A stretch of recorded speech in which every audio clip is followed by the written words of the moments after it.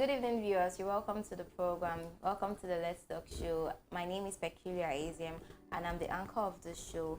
I'm just so happy because this is like the last Saturday of the year. I can't believe like it's already the end of 2019. You know, it's so funny. You just be like, oh, it's January, and then you know it's July, and now it's December, and then you know you put together thoughts and memories from the year, and you be like, oh, what did I set out to achieve from the beginning of the year? And did I achieve it? Did I miss it? Oh, you know, it's just like this is the peak where you evaluate yourself over the year, what you managed to do and what you didn't achieve, and then maybe you push it for a goal for the next year, or some people just even let go of whatever they plan to achieve this year. So we are going to treat something inspiring to help you to have an established 2020, to help you to have a focused 2020, to guide you towards what you're going to pursue in the year 2020. So do stay with us, viewers. When I come back from this break, I'll be introducing my guest, and Nkechi will be in the studio with us. So let's talk. We'll be right back.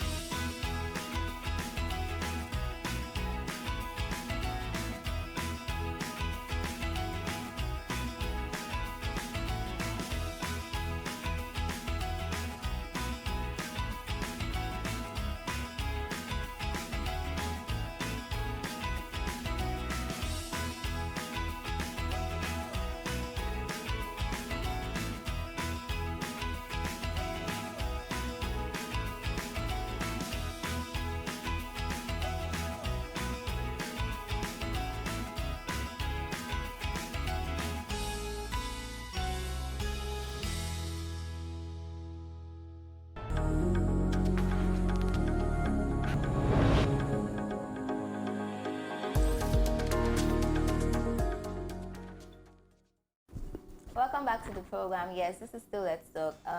Before I went on the break, I was talking about, you know, having an appraisal for yourself for the year. A full one year went by, or it's about to end. What did you gain? What did you establish for yourself? Well, right now in the studio, we have our guest and Nkechi. Nkechi, welcome to Let's Talk again. Welcome, Peculiar. Thank you. And what you were saying was really reasonable. I really like what you were saying about evaluating the year and just really going through. In fact, it's something that should have started in November, and then it's just a very important time to really think of where we want to go to in 2020, especially when it's not like January 1st, it's an entirely brand new year. It's just another day different from your former day. So I hope that with this episode, we'll be able to help viewers to make better choices and decisions. Okay, before I show you guys the face of my guest, let me just give you a little bit of let me give you a tip of the iceberg of what we're about to discuss today. You know, it's very fascinating when you hear people say, oh, 2020, I'm going to be more forgiving, I'm going to be more happy, I'm going to be more accommodating, I will love more. You know, people just say these things and they don't even know how to go about achieving it. Because you say you want to be more forgiving. Fine, have you dealt with whatever happened to you in the past that probably made you unforgiving, and you're now giving yourself a resolution to be more forgiving? Have you dealt with whatever bitterness or anger or, you know, hurt that must have happened to you in the past? So how do you start a clean slate with an unattended past? Because it will still come back to meet you in future. They say, soldier go, soldier come. He who runs away lives to fight another day.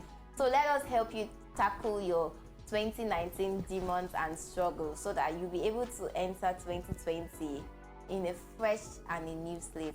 So helping us to do this today is someone that I've been on the program before. He's a medical doctor, he's a life coach. He's so many, everything encompassed in one being. This is Dr. D.A Ayo. Welcome again to Let's Talk. Thank you very much.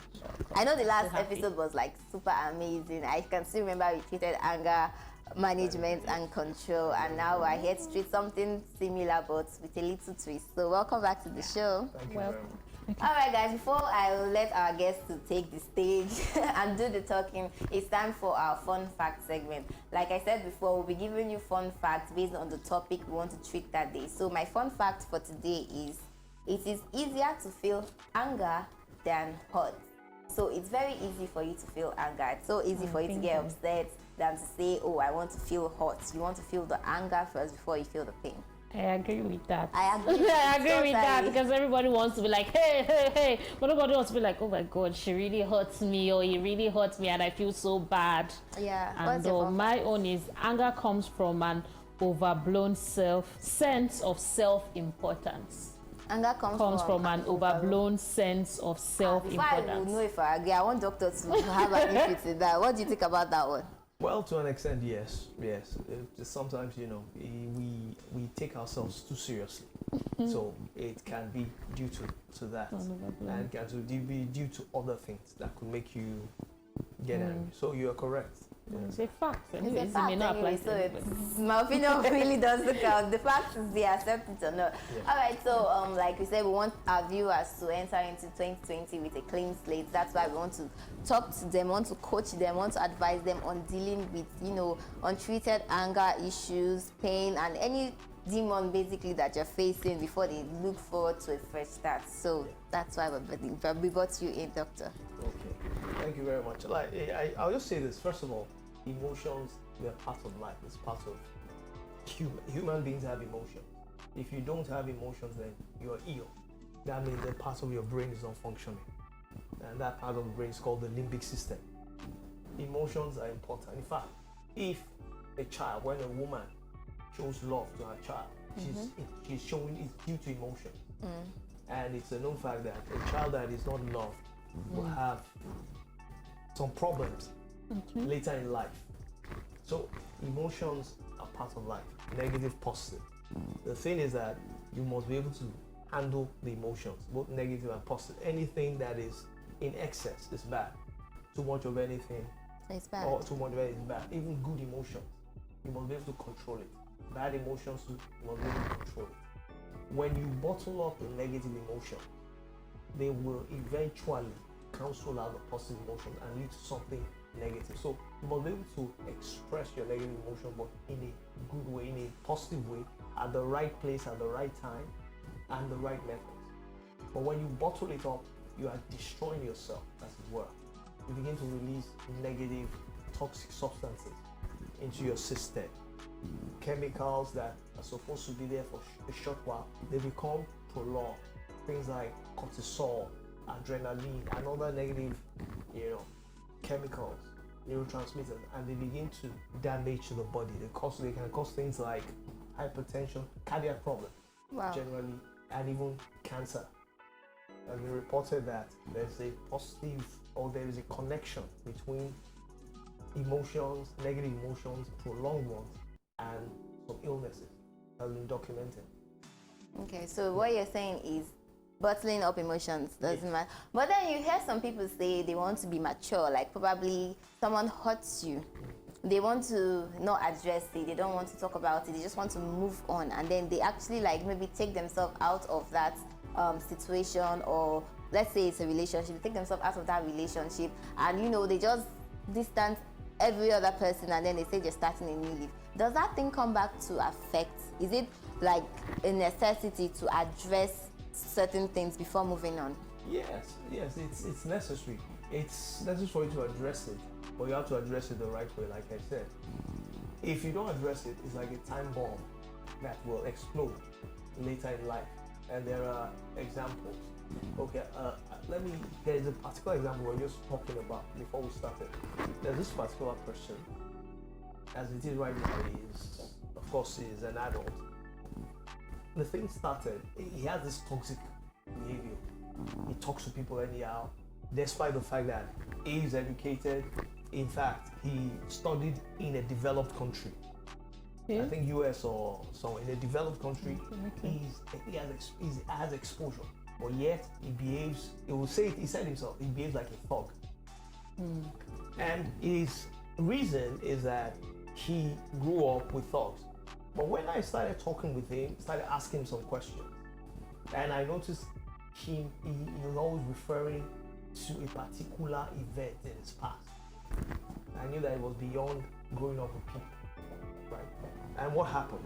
When he was less than 10, he lived at a particular time with some relatives, and he was maltreated.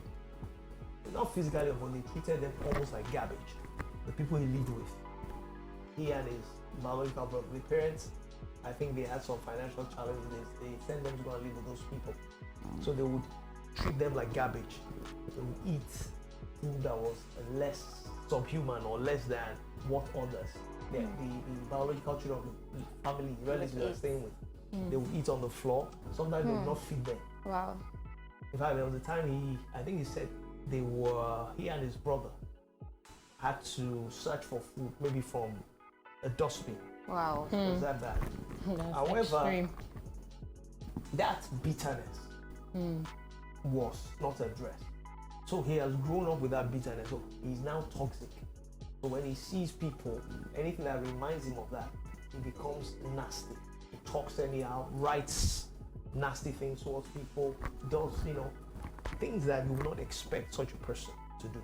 So that person is still carrying that bitterness. Now, it hasn't affected his health because it is a subtle. Because all of the subtle things that could cause That may cause anger that is over. it may be just a word. You may say something that will trigger, that is just normal with you, but it could trigger something in that person. And like I said, it may be something that happened in the past. Another example I'll give. There's a particular person, I think we're discussing again. This lady was in a relationship.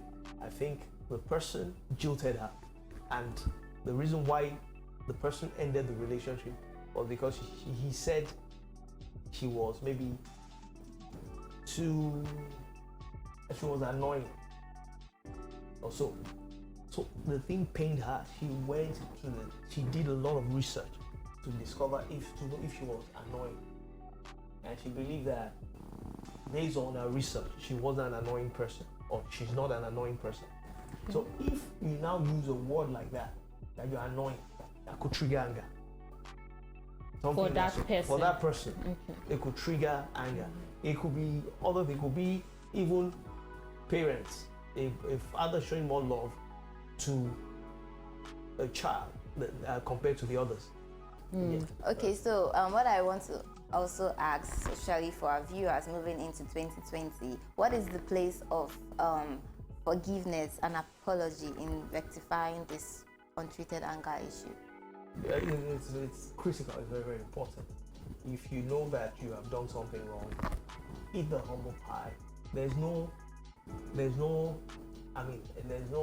nothing evil that will happen to you if you say, I'm sorry.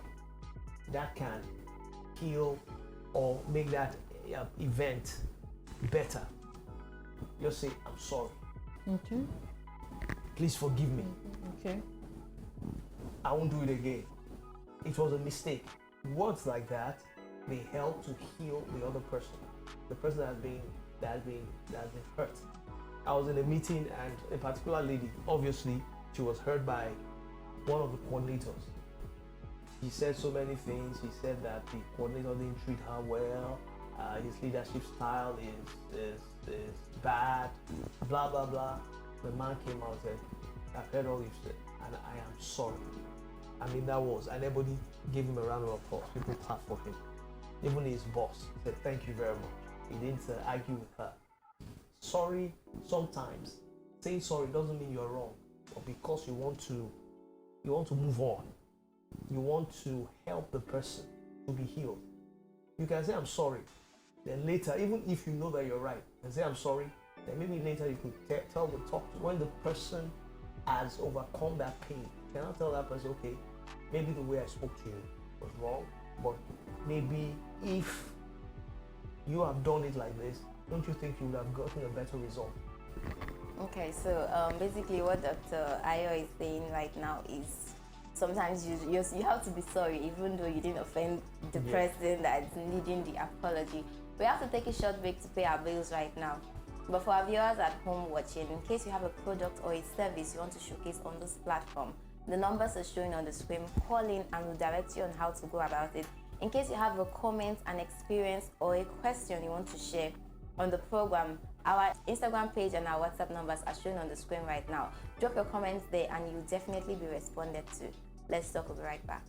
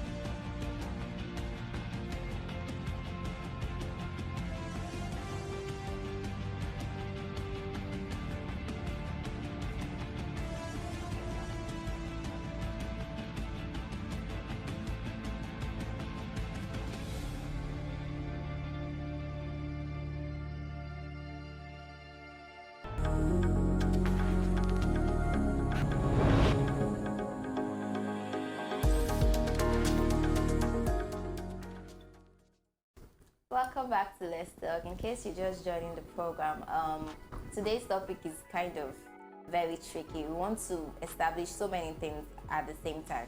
Dealing with anger issue, dealing with untreated anger issue, the importance of forgiveness and apologizing, and basically helping and coaching yourself into starting a better 2020 for yourself. And Dr. Ayo is here in the studio to help us tackle this. So what I want to ask now is, we've been talking about treating your anger and all. Okay, how do you do this? We've talked about necessity of it, but how do you treat it? Like, where do I start from? What basic or simple routine should I do to be able to help me to clear my slate? Okay. In other words, you're saying is to be able to detox. Or Yes, detoxify detox. yourself. Yes. Well, one of the things you can do that can help you, especially in 2020, cultivate positive habits that can help you detox. One of them is exercise. People think exercise is just for you to look beautiful, trim, proper, which is true. It's true. And also, exercise helps your brain, helps you to detox or to detoxify yourself emotionally. What happens when you exercise? You release some hormones that make you happy, and I'm talking from experience. I discovered that when in the morning, sometimes when I feel lazy or I'm not happy, when I exercise, after exercising, I feel this kind of, I'm motivated to take on do some other things for the day, which is true, because it's a known fact. When you exercise, you release hormones or neurotransmitters that are called serotonin, endorphins, and dopamine, and all these hormones, they make you happy, and dopamine in fact makes you motivated to do things. And if you can exercise, even if it's just 10 minutes, 15 minutes, it will help you. Another thing is that is strange, especially in this environment, and I think very few people do it. Exercise has increased now. People have started exercising. You go out, you see people jogging. You go to the gym, people lifting weights. So that is becoming popular in our environment. Then also one more thing, when you exercise, it helps you release a particular chemical, a neurotransmitter called BDNRF, brain-derived neurotrophic factor. Brain-derived neurotrophic factor, BDNF. And what that BDNF does is that it helps your brain or the cells, your brain cells, to grow. They've discovered that if you pour it in a dish where you have neurons or brain cells, they begin to grow. And what that means is that it helps you to maintain your cognitive ability, that is, your memories, your intelligence, in the long run, when you're getting old, your brain will still be functioning well when you exercise. Now, that's the good thing about exercise. Another thing is meditation, mindfulness meditation, which is rare. I don't know whether you've seen anybody tell you, oh, I meditated today. The only meditation you will hear is, I meditated maybe for people in the religion, I meditated on the word of God. And I'm not saying that's bad, it's good. It's good. It can even help. And the other thing is mindfulness meditation. I just started it and I've noticed some positive things that are happening to me. At least I can remember things faster now because it helps you to focus more. And what mindfulness meditation is very simple. You can start with 5 minutes. Just close your eyes, look for an environment that's quiet. Sit down. You don't have to. You can use any position. Although most of the time you see people seated, crossing their legs, and holding their hand. Or you can be seated and right now. You can even lie down. Begin to watch your breath. You're taking a deep breath in and out. Taking deep breaths in and out. And as you're doing that, you can count it. You can even notice it as you're breathing. Just focus on that breath as you're taking a deep breath in and out. It will help you in many ways. It has been discovered. They did some research, and they discovered that people that meditate a lot, they tend to be happier. Okay. The likes of the Buddhist monks, like the Dalai Lama. They did a research. They scanned their brain. They did what you call fMRI. That's a functional magnetic resonance image, and they discovered that the part of the brain that makes you happy was much more active than the part of the brain that makes you sad. Let's look at, I want to ask this question because of what we just finished discussing.